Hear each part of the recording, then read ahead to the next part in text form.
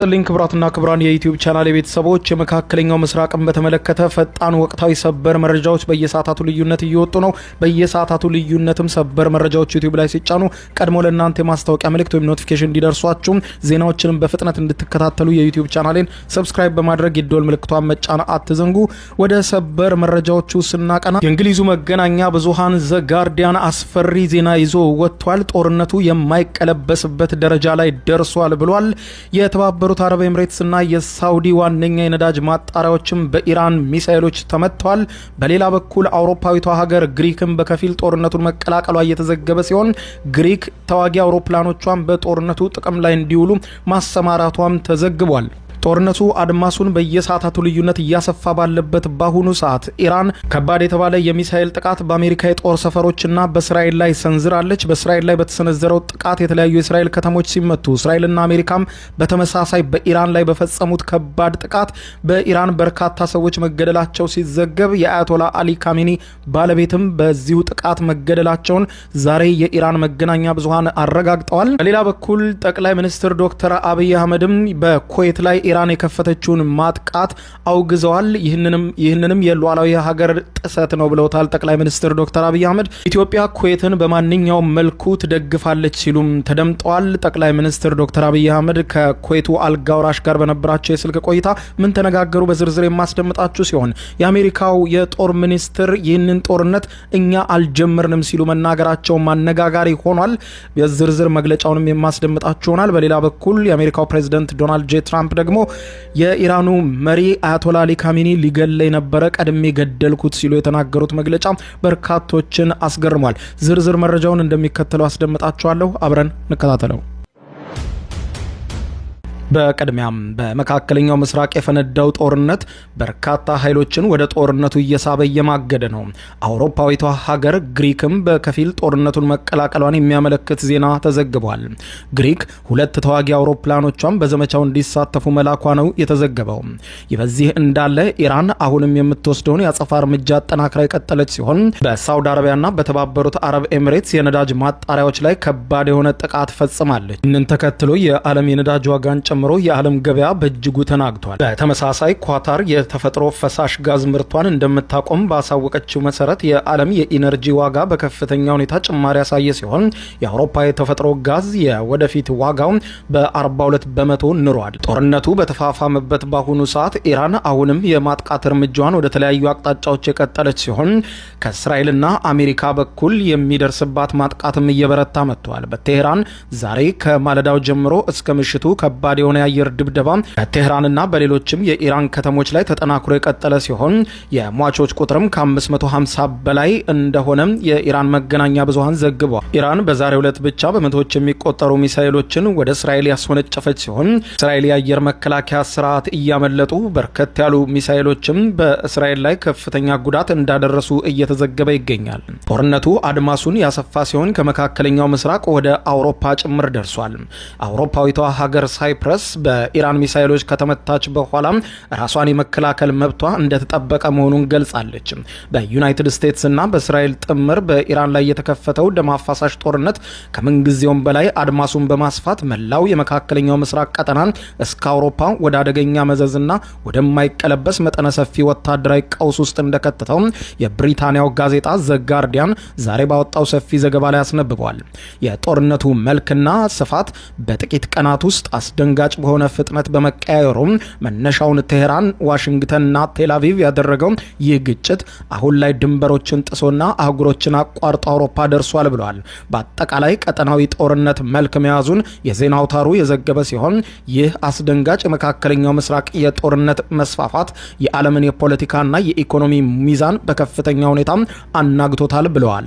በተለይም ደግሞ አሜሪካና እስራኤል በኢራን የኒውክሌርና የሚሳኤል የጦር ሰፈሮች ላይ የከፈቱት የተቀናጀ ማጥቃት ዘመቻም በቀጥታ የኢራንን አጋርና የውክልና ኃይሎችን ወደ ጦርነት አውድማ በማስገባት ግጭቱን በእጅጉ አባብሶታል ብሏል። የዘጋርዲያን ዘገባ አጉልቶ እንዳስነበበው ከሆነ ግጭቱ አሁን ላይ በኢራን ሉዓላዊ ግዛት ላይ ብቻ የተወሰነ ሳይሆን ከሊባኖስ እስከ የመን፣ ከሶሪያ እስከ ኢራቅ እንዲሁም ወደ ተለያዩ የባህረ ሰላጤው አረብ ሀገራት የዘመተና የቀጠናውን ሰማይ በጦር ጀቶች ያረሰ ነው ብሎታል።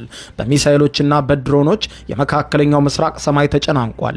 ዩናይትድ ስቴትስ ጦርና የእስራኤል መከላከያ ኃይሎች በጋራ በመሆን እየወሰዱት ያለው ይህ ከባድ ወታደራዊ እርምጃም በኢራን በኩል እጅግ ጠንካራና ተከታታይነት ያለው የአጸፋ ምላሽ እያስተናገዱ በመሆኑ በመላው መካከለኛው ምስራቅ የሚገኙ የአሜሪካ ወታደራዊ ማዕከላት፣ የእስራኤል ከተሞችና ቁልፍ የንግድ መስመሮች ሁሉ ከባድ አጣብቂኝና ውድመት ውስጥ ገብተዋል ብሏል።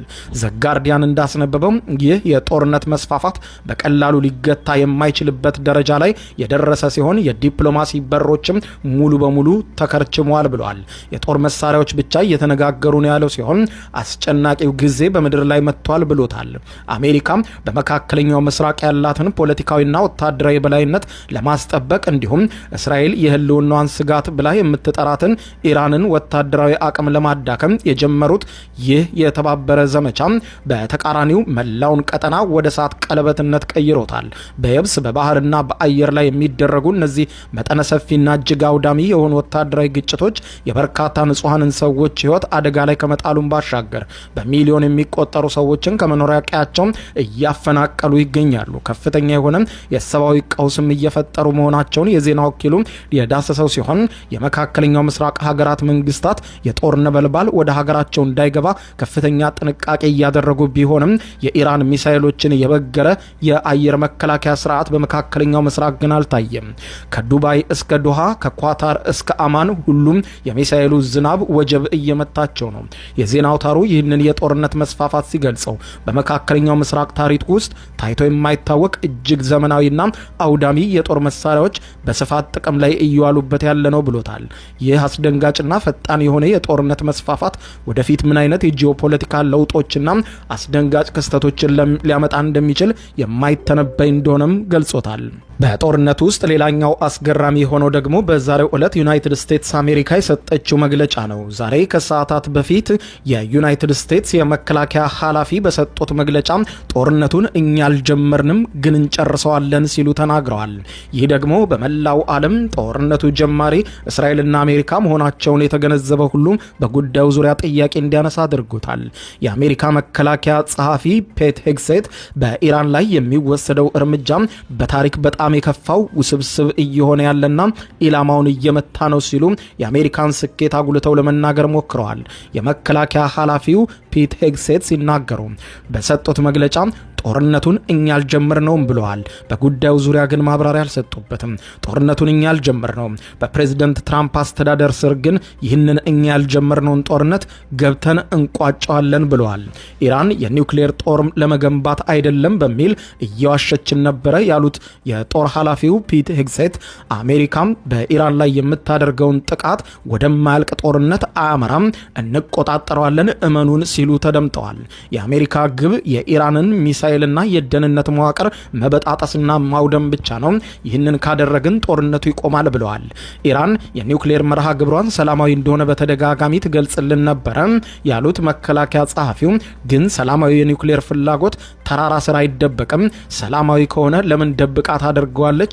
ስለዚህም ይህንን እርምጃ ለመውሰድ እንደ ምክንያት ሆኖናል ብለዋል። ሚሳኤል ለማከማቸትና የኒውክሌር ጦር ግንባታ ፍላጎታቸውን ለማሳካት ጊዜ እየገዙ ነበረ። እንደራደር የሚሉን እኛ ሞከርን ግን አልሆነም። ስለዚህ አሁን ኢራናውያን ይህንን ታላቅ እድል ተጠቅመው መንግስታቸውን እንዲጥሉ ነው የማበረታታው ብለዋል። በሌላ በኩል የሰሜን አትላንቲክ የጦር ቃል ኪዳን ድርጅት ኔቶ ጉዳዩን በቅርበት እየተከታተለ እንደሆነ ገልጾ የኔቶ ዋና ጸሐፊ በሰጡት መግለጫ አሜሪካ በኢራን ላይ የወሰደችውን እርምጃ እንደግፋለን ሲሉ ተደምጠዋል።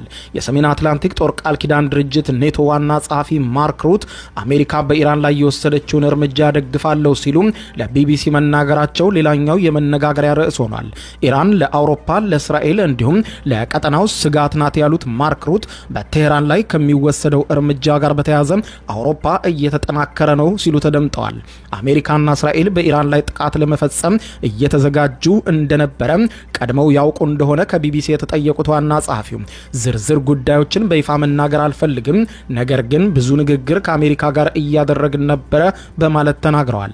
ኔቶ በኢራን ላይ የሚወስደውን እርምጃ የሚቀላቀል እንደሆነ ተጠይቀው በፍጹም አንቀላቀልም፣ እኛ በአሜሪካ ላይ የተከፈተውን ጦርነት የምንቀላቀለውም ሆነ በአባል ሀገራችን ላይ ጥቃት ሲከፈት የምናደርገው መከላከልም ሆነ ዘመቻ የሚወሰነው በሁሉም አባል ሀገራቱ ስምምነት ነው ብለዋል። ይህንን የኔቶ አባል ሀገር የሆነችው ቱርክ ደግሞ አሜሪካና እስራኤል የከፈቱትን ጦርነት አትደግፈውም። ታዲያ ከዚህ ጋር በተገናኘ የኔቶ ዋና ኃላፊ ሲናገሩ በፍጹም ይህን ጦርነት አንቀላቀልም በማለት ጠቅሰው ይሄ ግልጽ የሆነ ጦርነት ነው፣ የአሜሪካና የእስራኤላውያን ዘመቻ ነው፣ ስለዚህ እነርሱ ይወጡታል ብለን እናስባለን ብለዋል። ኔቶና በቀጠናው ያሉ ወዳጆቻችን በኢራን ጥቃት ተከፍቶባቸዋል። በዚህ ሁኔታ ውስጥ ማድረግ የሚችሉትን እያደረጉ ነው፣ እየተከላከሉ ነው ራሳቸውን። እኛ ግን የአባል ሀገራቱ ሲስማሙ ነው የምንዘምተው ብለዋል። ሌላ በኩል አነጋጋሪው የዛሬው መግለጫ ደግሞ አሁን አመሻሹን ፕሬዚደንት ዶናልድ ጄ ትራምፕ የተናገሩት ነው። አያቶላ ሊገለኝ አስቦ ነበር፣ እኔ ግን ቀድሜ ገደልኩት ሲሉ ትራምፕ ለመገናኛ ብዙሃን ተናግረዋል። ፕሬዚደንት ዶናልድ ጄ ትራምፕ ከኤቢሲ ኒውስ ጋር ባደረጉት ቃለ ምልልስ የኢራኑ መንፈሳዊ መሪ አያቶላ አሊ ካሜኒ በእርሳቸው ላይ የግድያ ሙከራ ለማድረግ እየተዘጋጁ እንደነበረ ገልጸው ነገር ግን ሳይቀድመኝ ቀድሜዋለሁ የሚል ነገር ተናግረዋል። ይህንንም ሲገልጹ ትራምፕ እርሱ እኔን ከመግደሉ በፊት እኔ ቀደምኩትና ገደልኩት፣ በእኔ ላይ 2 ጊዜ የግድያ ሙከራ ሞክሮ ነበር፣ አልተሳካለትም። አሁን ግን ለ3ኛ ጊዜ ሲሞክር ቀድሜዋለሁ በማለት በኢራን መሪዎች ላይ የተወሰደውን ወታደራዊ ጥቃት አረጋግጠዋል። ይህ መግለጫ የወጣው በአሜሪካና በኢራን መካከል ያለውን ወታደራዊ ውጥረት በከፍተኛ ሁኔታ በናረበትና ዋሽንግተንና ቴህራን የሚያደርጉትን የአየር ላይ ጥቃት ባጠናከሩበት ወቅት ነው። በሌላ በኩል የእስራኤልና የአሜሪካ የተቀናጀ ጥቃት በኢራን ላይ አሁንም መጠኑ ተስፋፍቶ የቀጠለ ሲሆን ዛሬ በተደረገው ጥቃትም የቀድሞው የኢራን መንፈሳዊ መሪ አያቶላ አሊ ካሜኒ ባለቤት በአየር ድብደባ በደረሰባቸው ከባድ ጉዳት ሕይወታቸው ማለፉን መገናኛ ብዙሃን አረጋግጠዋል። ይህ በዚህ እንዳለ የተባበሩት አረብ ኤምሬትስ ዛሬ ምሽቱን ጀምሮ በከፊል በአውሮፕላኖቿን በሀገሯ ያሉ ቱሪስቶችን እያስወጣች ሲሆን መጠነኛ በረራዎች እንደ ሁኔታው የፈቀደችው ኤምሬት ደህንነቱ በተረጋገጠ ሁኔታ ቱሪስቶችም ሆነ ለስራ ለሌላም ጉዳይ ወደ ተባበሩት አረብ ኤምሬትስ የመጡ ወደ ሀገራቸው እንዲመለሱ መጠነኛ በረራዎች እየተዘጋጁ ሲሆን መንገደኞች በእጅ ስልካቸው መልእክት ሲደርሳቸው ብቻ ወደ አየር መንገድ በፍጥነት ሄደው እንዲሳፈሩ ትዕዛዝ ሰጥታለች። መልእክት ያልደረሳቸው መንገደኞች ወደ ኤርፖርት እንዳትመጡ ገደብ ያለው በረራ ብቻ ነው የተፈቀደው ስትል ኤምሬት አስታውቃለች። ጥቃቱ እየተጠናከረ መሆኑን ተከትሎ መላው የመካከለኛው ምስራቅ የአረብ ሀገራት በከፍተኛ ስጋት ላይ ይገኛሉ። ይህ በዚህ እንዳለ ጠቅላይ ሚኒስትር ዶክተር አብይ አህመድ በኩዌት ሉዓላዊ ግዛት ላይ የተፈጸመውን ጥቃት አውግዘዋል። ጠቅላይ ሚኒስትር ዶክተር አብይ አህመድ ከኩዌት ልዑል አልጋ ወራሽ ጋር ባደረጉት ውይይት በሀገሪቱ ሉዓላዊ ግዛትና የአየር ክልል ላይ በኢራን የሚፈጸም ጥቃት በጽኑ ማውገዛቸውን የኩዌቱ የዜና ወኪል ዘግቧል። ጠቅላይ ሚኒስትር ዶክተር አብይ አህመድ ድርጊቱም የዓለም አቀፍ ሕግና የተባበሩት መንግስታት ድርጅት ቻርተር ጥሰት ነው ማለታቸውን ዘገባው አመልክቷል። ጠቅላይ ሚኒስትር ዶክተር አብይ አህመድ ከልዑል አልጋ ወራሹ ጋር በነበራቸው የስልክ ንግግር ወቅት የኩዌት ዜጎችና ተቋማት ላይ የሚደርሱ ጥቃቶችን አውግዘዋል ብሏል። ዘገባው እንደሚያመለክተው ከሆነ ጠቅላይ ሚኒስትር ዶክተር አብይ አህመድ በኩዌት የሲቪል ተቋማት ላይ የሚፈጸም ጥቃት ተቀባይነት የለውም ብለዋል።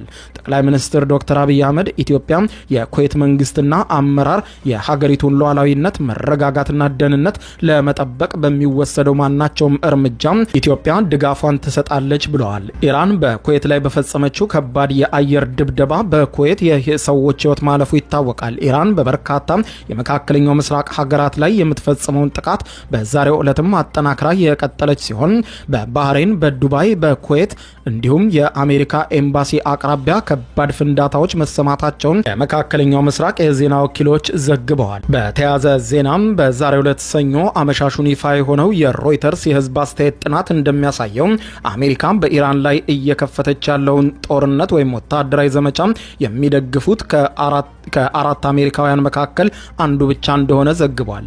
ቅዳሜ ዕለት የተጀመረውና የኢራኑን የበላይ መሪ አያቶላ አሊ ካሜኒና ሌሎችም ከፍተኛ ባለስልጣናትን እንዲሁም በመቶዎች የሚቆጠሩ ኢራናውያን ዜጎችን የገደለው የአሜሪካና የእስራኤልን ጥቃት በአሜሪካውያን ዘንድ ዝቅተኛ ድጋፍ አግኝቷል ተብሏል።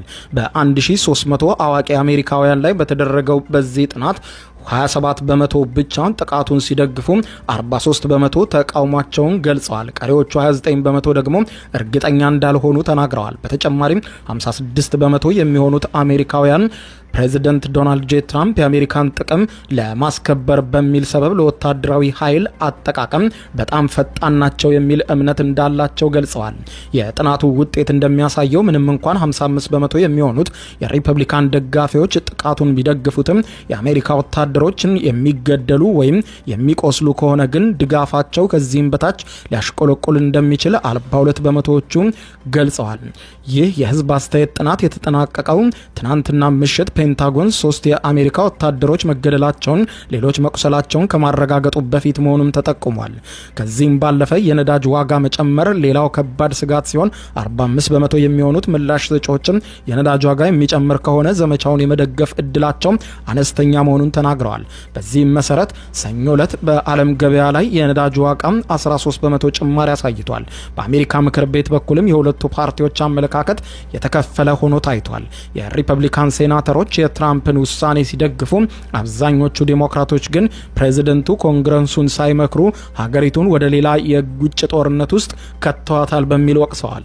ሴናተር ቲም ኬን የትራምፕን ወታደራዊ ስልጣን ለመገደብ በዚህ ሳምንት የውሳኔ ሀሳብ እንዲጸድቅ ግፊት እንደሚያደርጉም ያስታወቁ ሲሆን የውጭ ጉዳይ ሚኒስትሩ ማርኮ ሩቢዮ ጥቃቱ ከመጀመሩ ከጥቂት ሰዓታት በፊት ጥቂት የኮንግረስ መሪዎችን ብቻ ማሳወቃቸውም ሌላው አወዛጋቢ ጉዳይ እንዲሆን አድርጎታልም ተብሏል። ክቡራን አድማጮች ለሰዓቱ ብታደምጧቸው መልካም ናቸው ያልኳቸው አጫጭር መረጃዎች የሰማችኋቸው ናቸው። ከሰዓታት በኋላ በሌላ መረጃ ተመልሰን እስከምንገናኝ በያለንበት የዓለም ዳር ቸር እንቆይ።